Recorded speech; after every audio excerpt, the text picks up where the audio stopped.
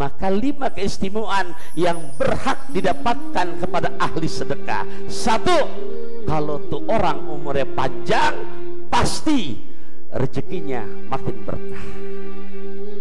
2, kalau tuh orang meninggal dunia mesti predikatnya husnul khotimah. 3, pindah dah karena udah jadi jenazah, ruhnya ke alam barzah, mesti tempatnya raudhah min riyadil jannah. 4, dibangkitkan besok di yaumil qiyamah, berhak mendapatkan syafaatul uzma. 5,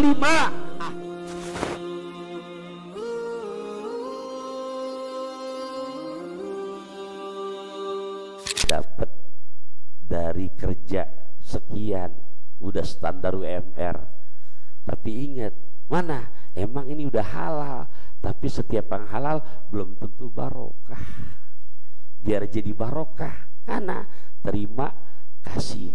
Allah nyuruh semuanya terima apa dikasih tuh. Jangan, kata Quran ayat ke-10-nya, wa anfiqu mimma razaqnakum min qabli ayyatiya ahadakumul maut. Infakkan, biar jangan terlena, jangan lalai dengan yang kamu miliki, biar ntar kedepannya nggak putus-putus. Walaupun mau bulan Safar, walaupun mau bulan Apit, tetap nggak kejepit-kejepit. Mana wa anfiqu, infakkanlah oleh kamu mimma. Allah nggak nyuruh semua, sebagian terima kasih, terima kasih. Kita kadang-kadang pinter nerima, rada bakhil buat ngasih.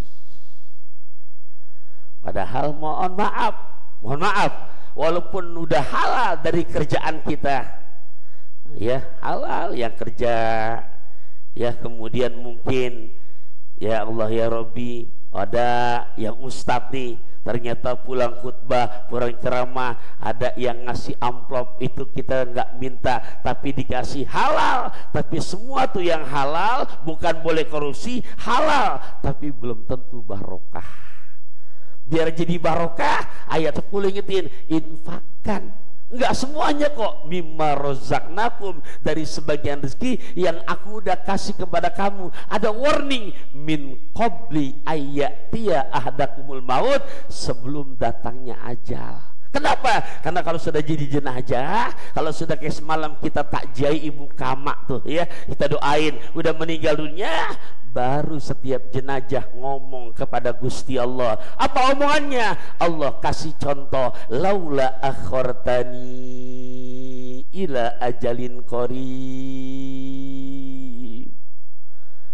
Jenazah ngucap tuh, kalau boleh tahu nih kita sebelum kita bakalan jadi jenazah, makanya dari sekarang kita persiapkan. Apa ucapannya? Tolong apa ya Allah, hidupin lagi saya ke pulau ya Allah, hidupin lagi saya ke majlis data ya Allah. Lantas ditanya, mau berapa lama? Mau 5 tahun kamu? Kagak ya Allah, kelamaan. Mau 2 tahun? Kelamaan. Mau setahun? Kelamaan ya Allah. Mau sebulan? Kelamaan ya Allah. Mau 2 hari? Kelamaan ya Allah. Mau sehari? Kelamaan ya Allah. Mau 2 jam? Kelamaan. Lihat permintaan jenazah, gorib, sedetik aja ya Allah. Bayangkan tuh, sedetik, nggak nyampe semenit. Lantas kalau dihidupin inti sedetik, sebentar, inti mau ngapain? Mau haji? Bukan. Mau puasa? Bukan. Mau umroh? Bukan. Mau ngapain? Pak asaddaqa, saya mau ngasih Allah, saya mau sedekah. Makanya kata Ibnu Qayyim al-Jauziyah, kenapa jenazah kalau misal dihidupin lagi, nggak pengen haji, nggak pengen umroh, nggak pengen puasa, mintanya sedekah? Karena 5 keistimewaan. Nih harta yang kita dapat nih, duniawi, lantas kita kasih tuh. Nggak semuanya nggak. Maka 5 keistimewaan yang berhak didapatkan kepada ahli sedekah. 1, kalau tuh orang umurnya panjang, pasti rezekinya makin berkah. 2, kalau tuh orang meninggal dunia, mesti predikatnya husnul khotimah. 3, pindah dah karena udah jadi jenazah, ruhnya ke alam barzah, mesti tempatnya raudhah min riyadil jannah. 4, dibangkitkan besok di yaumil qiyamah, berhak mendapatkan syafaatul uzma. Kelima, ahli sedekah besok begitu di akhirat 8 pintu surga yang sudah disiapkan paling besar kata Nabi, cukup paling besar buat mereka spesial ahli sedekah. Yuk, Muharram udah di depan pintu nih ya, karena nih akhir Zulhijjah, Muharram sudah di ambang pintu. Jadi kalau besok di kampung kita, di pengajian kita ada yang ngingetin Muharram yatim lah, ingat, iya ya, yang halal belum tentu berkah. Biar jadi berkah tadi terima kasih. Allah nggak nyuruh semuanya, enggak ya, terserah hitungannya. Kalau pakai hitungan zakat ya ringan banget, rub'ul usyur, apa namanya 2,5, atau bahasanya mah rubul usyur 1/40. Hitungan matematikanya berarti 2,5%. Duit 1 juta diambil rubul usyur, ya Allah, nggak setengahnya pisan, berapa? 25.000. Banyak apa dikit tuh? Lah dikit banget, masih punya duit 975.000. Padahal tuh kalau kita punten, kita kebangetan serakah tadi itu, udah nggak usah, udah simpen aja serakah, udah ngendap tuh kotorannya. Makanya kan kata orang-orang ngerti itu yang namanya zakat kan kotoran orang kaya. Lah iya, kotoran mana ada yang bagus? Ini kita kebangetan tomak yang tadi tuh rakus 1 juta, ngeluarin ini kan nggak banyak, 25.000. Besok dapat lagi 1 juta lagi, lah nggak banyak, cuman gocap, nendap tuh kotoran, masuk jalan terus, tapi kotoran nggak keluar. Ini kita umpamakan badan kita, ini yang 1 juta, mestinya kotorannya 25.000 mesti keluar, kita simpan di mari. Dapat lagi besok objekan 5 juta, mestinya keluarnya banyak, dikit, nggak nyampe 500.000. Iya, keluar tuh berapa berarti kalau 5 juta? Hah? Tuh 102, nggak nyampe, ya Allah, masih banyakan yang ininya tuh biar jadi berkah. 125, dapat lagi tuh 10 juta. Ya, 10 juta berapa tuh? Hah? Nah, dikit banget tuh, nggak nyampe, udah diundap kotoran, makan jalan terus tuh, masuk jalan terus, sementara keluar kagak, ngumbat dah di perut, apa namanya jadi?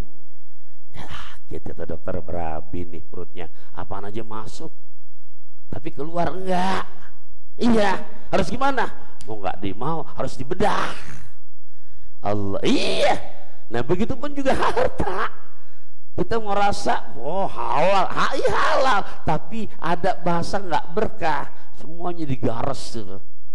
Iya, dapat objekan, dapat gusuran sampai 2 miliar, sama musola yang lagi ngebangun, sama pesantren lagi bangun, boro-boro inget digares semuanya. Ya sekarang kan contoh, dari 1 juta 25.000, dari 2 juta yang namanya 50.000, nggak banyak, disimpan sini, lengkap udah kotoran semua. Seminggu nggak buang-buang hajat ke belakang, 2 minggu nggak buang-buang hajat ke depan, nggak, sebulan nggak buang-buang hajat, tapi makanan masuk terus. Gimana kira-kira badan kita? Ambruk. Begitupun harta. Makanya kata Quran dan begitu dipesenin. Nah, makanya kata Sayyidina Utsman, gimana ingat ya tadi itu? Tuh, dengan cara menyedikitkan makan, menyedikitkan kenyang, dengan cara apa? Enggak gila pujian. Hadirin hadirat rahimakumullah, ini wanti-wanti buat kita semua. Jadi kalau udah ada di tangan, di saat yang namanya keluar, ya nggak akan merasa jadi ngenes. Ini kan kadang-kadang ada kebangetan cinta sama harta, akhirnya tuh yang sedekah bukan dia, akhirnya bininya merasa punya laki, simpenannya di laci banyak, ada orang nyodorin mau muharraman, disumbangin atau ambil 50.000, itu laki saking kebangetan cinta sama harta, karena ditaruhnya bukan di tangan, di hati, itu ngenesnya sebulan nggak hilang-hilang. Ngenes, ya Allah, gue ngenes banget loh bini gue sedekah sampai 50.000. seminggu nggak lupa-lupa, sebulan masih ngenes saja tuh. Kebangetan cinta. Ntar kalau giliran Gusti Allah mau ambil, no, lihat dalam Quran mau yang mana, mau Korun, sampai disebutkan dalam Al-Quran para pembawa kunci hartanya aja, yang bawa kuncinya udah bukan manusia lagi, binatang, saking beratnya, saking banyaknya harta si Korun. Makanya yang bawa kuncinya udah bukan manusia, binatang. Begitu Allah tenggelamkan, habis semuanya.